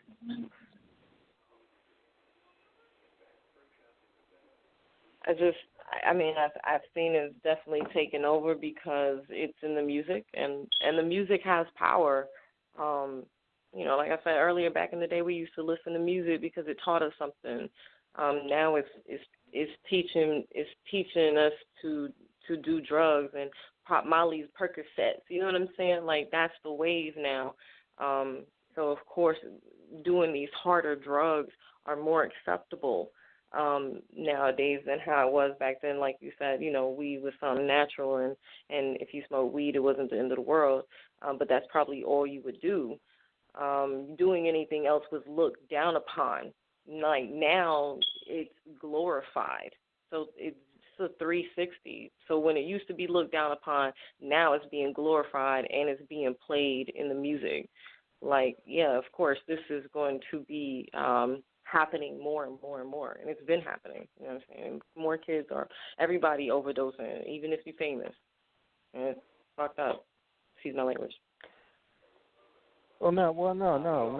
Let's keep it real. Now, do you think there's a situation? How do you think this happened where it became almost tragically fashionable? You know, we talk about this a lot because something happened along the line where, you know, there was seemed to be some type of fascination of living a reckless lifestyle. And we can't just regulate a hip-hop culture because when we look at music history in general, like going back to the rock and roll days, we saw a lot of artists, black and white, both, you know, of course, some of the tragedies, you know, Amy Winehouse, Jimi Hendrix, Whitney Houston, you know, drugs do not discriminate in terms of the lives they destroy. How do you think in hip-hop it just became so big in terms of a lot of these heads playing with something that I don't think a lot of them really understand how dangerous it is? You say how did hip hop play well, as a lot an of instrument? rappers. Yeah, how do you think it just came in where a lot of rappers really started doing it, where it just they didn't really understand how dangerous it was? How do you think it really found its way? Do you think it was just something where over time it was just accepted? I mean, just where do you think it just came in at in terms of why it was able to have the stranglehold? You know, do you think a lot of these artists out here, this is just something that they had been doing and they just decided they're just going to put it out there in the open, or what? I do think that because drugs have been around forever. Right. So, yeah, it has been happening. But with the music, I think it just makes it easier to reach the youth, the younger people. And yeah, I think that now in this day and age, you know, artists are free to say anything they want to say. So, and they're not looked down upon for it. So yeah, they feel free to say what they've been doing. Back in the day, you know, you couldn't say stuff like that. Like, your label might not even let you say stuff like that. You know what I mean? So right. Things were just looked at very differently. But now, in this day and age, these things are glorified, like I said earlier. Okay, I'm back, guys. My bad. Yeah. No, you good. Yeah, but you know, I think more than anything, while the music, you know, I think has always been an element of, you know, and it's so crazy because, you know, where it's drugs, you know, we see gangbanging as well. What's your opinion of a lot of these pseudo gangbangers who decided they just want to claim colors now? Or back in the day with a lot of rappers who we know were really affiliated, they kind of downplayed their affiliations. But now you have a lot of rappers who are trying to claim colors like they're really thorough out there. Do you think that also kind of is contributing to the delinquency of the music as well in terms of distorting what the culture is really supposed to represent? I mean, that's been going on forever. You know, and you say, like, as far as people perpetrate. I mean, yeah, some people are going to try to claim that things that they're not because it would help their fan base, you know. So, right. So it's like, why? I mean, that's a really dangerous game to play. You know, people that, you know, really living that life is really living that life. Right. Going back to CD4, man. Yeah, we all know what happened with Gus, but Gusto got called up by Charlie Murphy, the real Gusto. Yeah, man. But it's funny because, yeah, it was. You know, and I say that, Mosca, because, you know, when we look back at a lot of artists, like DJ Quick, MC8, it's like they were gangster rappers back in the day, but they were really affiliated. But by the same token, if you really listened to the music and you really understood some of the lyrics, then you knew what they were talking about. But it's not like they really made it blatant out there in a sense like Quick is saying, well, I'm Treetop Pyru, or MC8 is saying, I'm Tragedy Park Compton Crip. You know, it wasn't like they were just, you know, it wasn't like going crazy with it. But now it's become fashionable for a lot of these dudes to come into the game now claiming colors. You know, I mean, you know, everybody's looking at, you know, Lil Wayne when he started claiming blood, and it's like, you know, like 20 years ago, Wayne wasn't, you know, when Cash Money was like really getting their come up, they weren't claiming colors like that, you know, but it's like it's different now. All of a sudden now different now. Yeah. Yeah, it's different now because the game has changed. One, because, you know, you got a lot of cats from, you don't really have a lot of thoroughbred street dudes in those power positions like before. Like, you can go in there right now and niggas, I call it safe banging.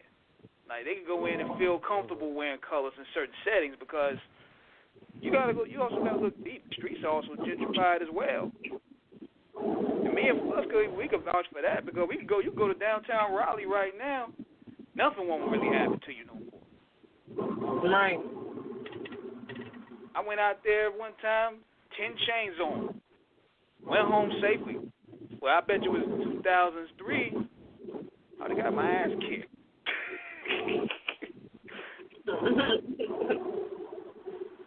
So gentrification played a key role because now these guys can roll in those safe areas and shoot videos and leave without a scratch. I can guarantee you too that there's not even a dice corner no more. Gentrification cleaned a lot of that up. That played a key role in how even hip hop is shaped up.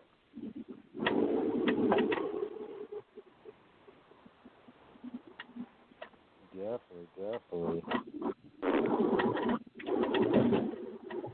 But I think a lot of people just really have... Oh, go ahead, King.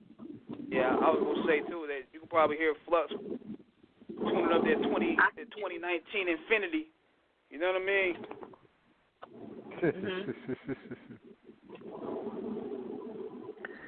Well, ultimately, Flux, where do you see your as you keep evolving and growing and progressing in your endeavor? Where do you see yourself as you constantly are moving ahead? You know, what's the next big move? You know, we can look forward and, you know, going into 2019 for what you have planned. You know what? Life ain't never really planned. You know, I'm going with the flow right now, to be honest with you. Where I see myself, hopefully by next year, like, I hope I'm signed. I hope I have a deal or even a distribution deal. I'd be independent. I'd be happy. I do want all the accolades. I want all those things. You know what I'm saying? I want a platform. I want my shine. You know what I'm saying? But that's where I see myself in the future. Where I'll be in the next year, who knows? Like, we're going to see. I'm going to see y'all in 2019, and I'll tell y'all then. Tell y'all what has happened. For sure. Here. Yeah, go ahead, King. I'm not saying, well, you know, we're going to be supporting you all the way. You know, we're definitely, we definitely, you know, hope to have you back for future shows. And I mean, also too, but one thing I think that is really, which is really cool is that you're being honest about you want the platform. You know, you're not downplaying your ambitions to have an audience on a wider scale to hear, you know, your ill type of intelligence on the mic, you know, and you deserve every accolade that you get for the work you've put in and that you continue to put in. You know, we definitely want you to be one of those who really breaks through and really, like, you know, really, you deserve your shine. You deserve it. Thank you. That means the world to me. Thank you so much. That's really kind. Yeah, you know, we probably about to wrap this up shortly. And first of all, I want to say that it's been great chopping it up with you. It's been years since we tried to get you on here. Because, you know, you have that Hillary Clinton schedule. You know, it's hard to find you. You know what I mean? But we made it happen. Yes, most definitely. I appreciate y'all. Thank you so much. And before you know, you have to go. And, you know, you probably have a project dropping soon. Do you care to, you know, to bless the listeners with a Sweet 16 or some bars? I never mind. I got you. They say I think too hard, I go deeply. They say I feel too much, I go knee deep. They say I shine too hard, they can't see me. Blind man steadfast, please don't beat me.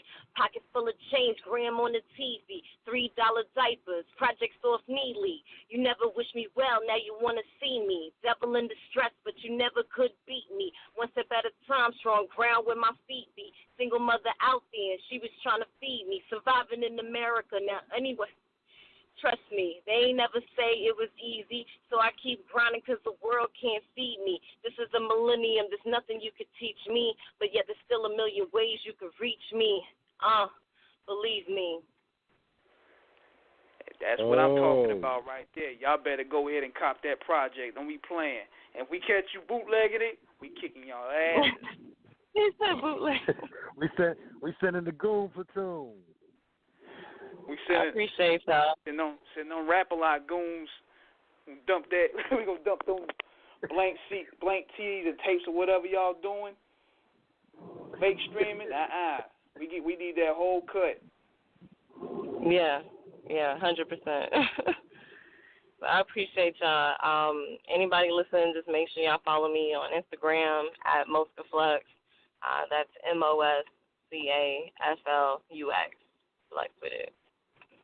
And definitely, if you could, tune in to the Tuesday show. We're doing the Tuesday special. We're celebrating our 200th episode.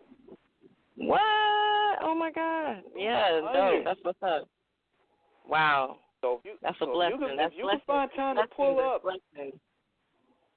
I got you. You said Tuesday? It's going to be a major one. It's going to be Tuesday night at 9 I think it's going to be about 10 p.m. Because I got to get on the grind first and get my paper first, then come home and chop it up with y'all. Right. True. We all got to. Look, up until we get that, until we get that Al Heyman negotiation for that big bag, you know, for us to continue the interview swag. You know, we gotta grind it until we get that big contribution. Then we go international. We definitely got to shout out your manager, too, for making it happen. Big shout out to Jen, one of the hardest working managers out there in this rap shit. Yes, that's my baby, Jen. That's my Ryan Gold. Y'all got to get you one, but you can't have mine. Manager there. That's my rider. Got to fight them thirsty dudes off the pages. Like, y'all ain't shooting your shot here. This is business, my nigga.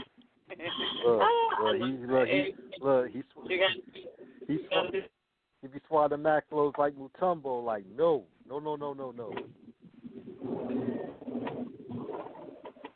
But yeah, we definitely appreciate you joining us, and you're definitely welcome. Whenever you drop a project, just swing on through. We're gonna show you love, and this time we're gonna have the whole team on deck. That'll be awesome. I appreciate y'all. Thank you so much. You guys have a good night. Thank you. You too. All right, you take care. Thank you again. All right. Bye. Yeah, this is about to be another episode in the Raps, and I just thought I'd tell people that the 200th episode is coming up this Tuesday night at about 10 o'clock or 10:30. I'm reaching out to a lot of people for this one. So if everybody that's been on the show in the past and present, call up, show the love, hit that donation button. And and make it do what it do. Yeah, man. Look, 200, man. It's been a long, it's been a long time coming. But look, it's, and man, wow, man, it's just gonna be momentous, man. Just all the history, you, Chinchilla, Sky, Illa, all y'all have done, and then, me being a humble, addition to it, man. It's gonna be momentous, man. It's gonna be momentous. So we definitely want everybody past and present, show up. Hey, call, like I said, drop the cash in the cash app. Look, just show support. You know what I'm saying? We're looking forward to it, definitely. Yes, sir. And on that note, I'm about to sign up out of here. I gotta take care of some things. All right. Big shout out to everybody that tuned in. Liddy Gang, our guest, Miss Flux.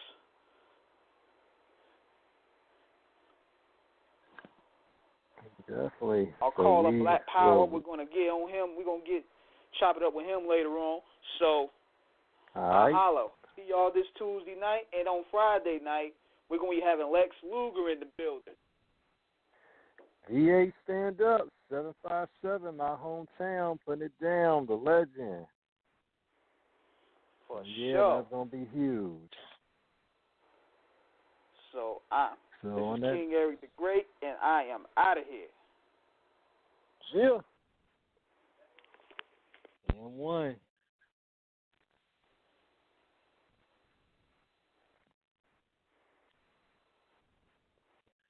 Hi, my name's Ken, and I own Good Start Packaging in Bedford, New Hampshire. With my Spark Cash Card from Capital One, I earn unlimited 2% cash back on all my business purchases. And last year, that added up to $36,000 in cash back. That's right, $36,000. Thanks to that, I was able to offer health care to my employees. The Spark Cash Card did a lot for my business. Imagine what it could do for yours. What's in your wallet? Real Capital One customers paid for real stories. Credit approval required. Now T-Mobile has unlimited for the rest of us, and it starts as low as $30 per line for 4 lines. So if you want your family to take 800 vacation selfies to share with the world, now you can. Get unlimited for everyone, now starting as low as $30 per line for 4 lines from T-Mobile. Call 1-800-T-Mobile or visit a store today. During congestion, users on this plan may notice speeds lower than other users, and further reduction if using more than 50 gigs per month. Video streams at 480p with autopay, plus taxes and fees, unlimited data while on our network.